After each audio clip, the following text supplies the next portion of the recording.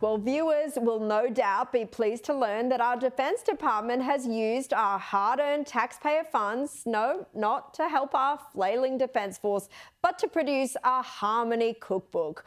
What insanity will they cook up next? Joining me to discuss this is the Daily Telegraph's Tim Blair and Mark Nicholson from Stepmate Studios. Welcome to you both.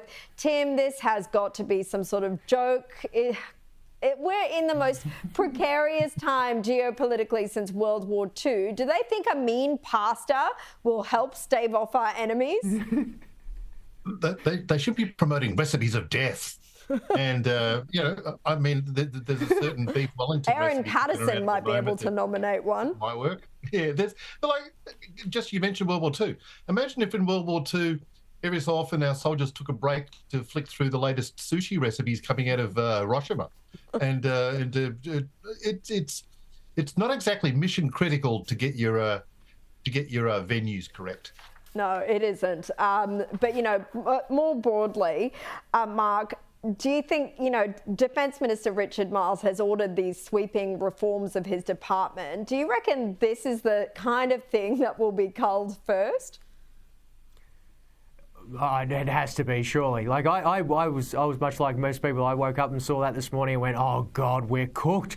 This is what's going on, as you said, geopolitically. Look what's going on. Iran's cooking this up, cooking up nuclear bombs. We're nuking rissoles. I don't know what we're doing in this cookbook. We've got AUKUS falling apart. This is what we're up to. But I think you've nailed it, Caroline. I reckon this might be part of a bigger strategy here, which is lure them in, make them think we've got some woke, incompetent, useless, pathetic defence force. Don't show a defence force. Give them an invitation to dinner and serve them up a lethal dish of death, Tim.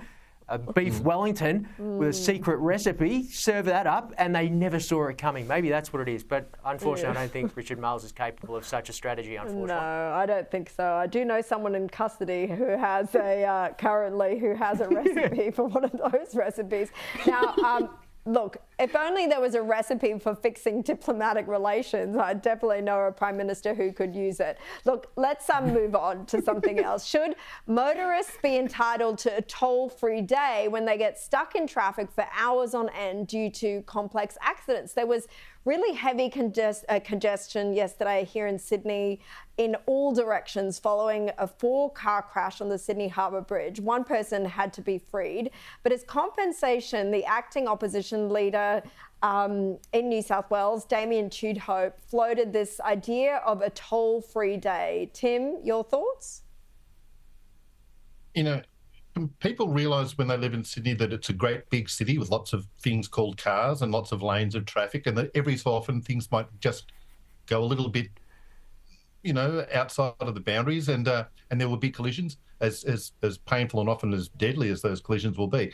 This is reality of living in a big city, and Sydney slows down a huge amount when just a few splashes of water hit the road, let alone we have head-on impacts that require medical and emergency attendance. So I don't think it's going to make a great deal of difference if they throw a few bucks at each motorist. Also, it's just a little bit sort of shy of where they should be policy-wise at the moment. Instead of just compensating people for a 15 or 20 minute or half hour or whatever delay it was on the Sydney Harbour Bridge, maybe look at why energy prices are insane and why New South Wales is copying the worst of them. Yep, that would be a good place to start. Now, Trump says he would be putting America first, and now he's hiking up the costs for foreign well hikers. Here was Trump announcing his latest executive order. I've just signed an executive order to raise entrance fees for foreign tourists while keeping prices low for Americans, and we're going to do that. The national parks will be about America first. Mark, will this have an impact on your travel plans? No, I'd be happy to pay it, to be honest. I don't know. I'm a bit flat on Trump in general after the last couple of days with the Epstein list stuff. I'm super flat on him. But you can't walk away from it, just how much he does want to put America first. And this is one of those things. Like, I looked it up. We don't have like a comparison here. We don't pay for national parks. But SeaWorld, like a theme park, you know, that's $129 a ticket. That's just one day. That's not a 3-park super pass. That's just one theme park for a day. That's tourism pricing. That's tourist pricing. That's not what nationals should be paying. That's not what citizens should be paying. So another way to phrase this is not that tourists should be paying more to go to national parks. It's that citizens should be getting there in there cheaper in the States. So I kind of agree. If I'm going to go to the States, I'll save up my shekels. I'll get down there, and I'm happy to tip in to help the national park, and I think it should be the same for SeaWorld, Movie World, Wet and Wild, all the same down here as well. Yeah, look, the prices are exorbitant. You know, in Singapore, they charge you more if you're a citizen to go to the casino because they want less people to go to the casino. The foreigners, they're happy to take their money. But Tim, with tips, unfavorable exchange rate, a trip to the US is already out of reach for many Australians at the moment. Do you think that this executive order is going to have an impact on us here? Well, I'll be there next month, Caroline, so I'll be able to report firsthand on poverty and my own personal hardship. But I think Trump, for all of his obvious financial acumen and creativity when it comes to government policies, might be missing something here. Why not make entrance to the parks free for foreign visitors, but you have to pay to get out, rather than maybe, you know, there are angry bears, there are terrifying pythons, there are all manner of creatures in parks. You know, there's alligator Alcatraz is opened up down in Florida. If you're paying to get out, it's not going to be a few bucks, is it? It's not going to be, you know, $120 that they're paying up at a place in Queensland.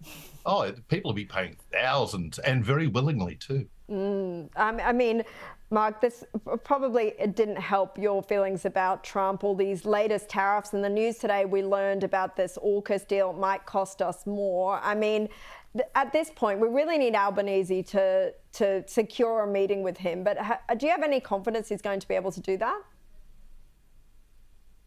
Zero.